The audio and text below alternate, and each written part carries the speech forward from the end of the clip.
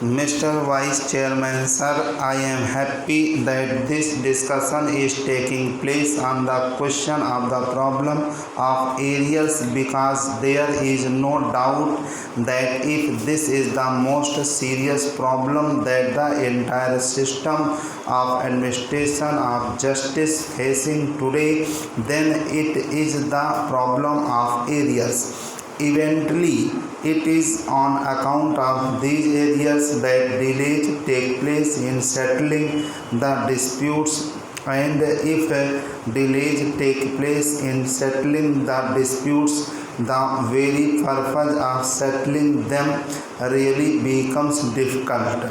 If a person has a legal problem and somebody is contravening his legal right, unless he can have the redress within a reasonable time, hardly any purpose would be served by providing a procedure for redressal of grievances. I am entirely in agreement with the honorable member who has spoken on this half an hour discussion highlighting the problem of areas pending in various courts.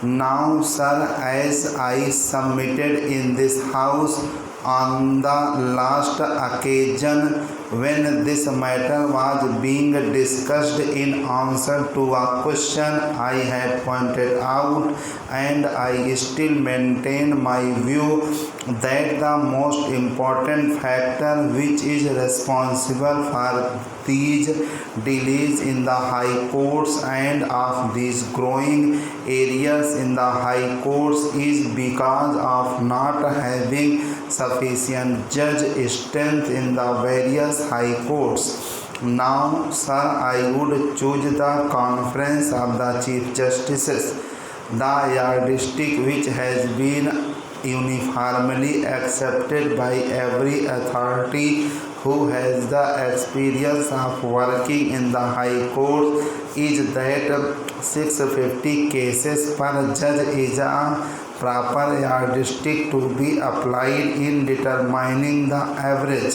There are some big cases, there are some short cases, and so on.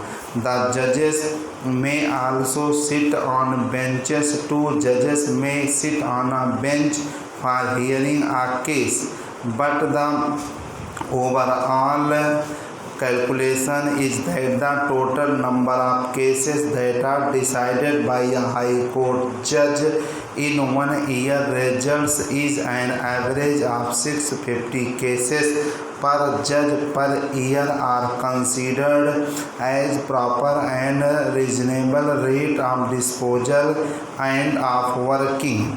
Every year we know how many cases are being instituted. Of course, there are various factors responsible for the increase in the number of cases I had listed on the last occasion, by which the existing rights and liabilities of the people are being altered, and so on. Now I find that other honorable members who do not happen to be lawyers keep on advancing such attractive arguments that we get charmed and we keep on listening, and particularly when those honorable members happen to be lady members and they make such beautiful speeches, then the house goes on, and half an hour discussion may become half a month discussion. So what I was saying was, I got these figures worked out, and I found that by applying this yardstick of 650 cases per judge, the following is the requirement. We know that in these high courts so many cases were instituted in 1986. Therefore, if you apply the yardstick of 650, what would be the normal strength which would be able to cope with as many cases which are being instituted every day as would get disposed of the same day, so that arrears decrease in the areas. Then what would be the strength? And what would be the strength when the arrears go on decreasing? I found you need extra strength for all this by working out at 650 cases per judge. Take for instance the Karnataka High Court. The sanctioned strength is 14 permanent and 3 additional. The total sanctioned strength is 17.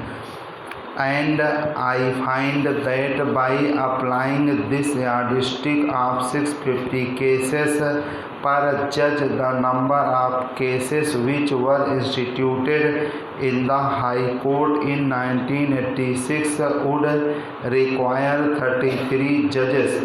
Whether they are permanent or additional, that does not make any difference, because that is only a matter of approach. Otherwise they dispose of the same quantity of work. So a strength of 33 judges would be required to keep pace with the institutions every day. If you want to liquidate the arrears, first of all the strength of 17 must be raised to 33. Moreover, you will have to have some extra strength in order to clear the backlog. It is a question of calculation how many judges you should have for how many years in order to clear the backlog, by which time that the backlog would be cleared. For clearing the backlog, some extra strength would be required. And now it is true that before the Constitution was enacted, most of the high courts, except some, did not have this very useful writ jurisdiction. At that time, whatever the government did was final, because so many acts were passed with the result, right or wrong, whatever the government did or said became final.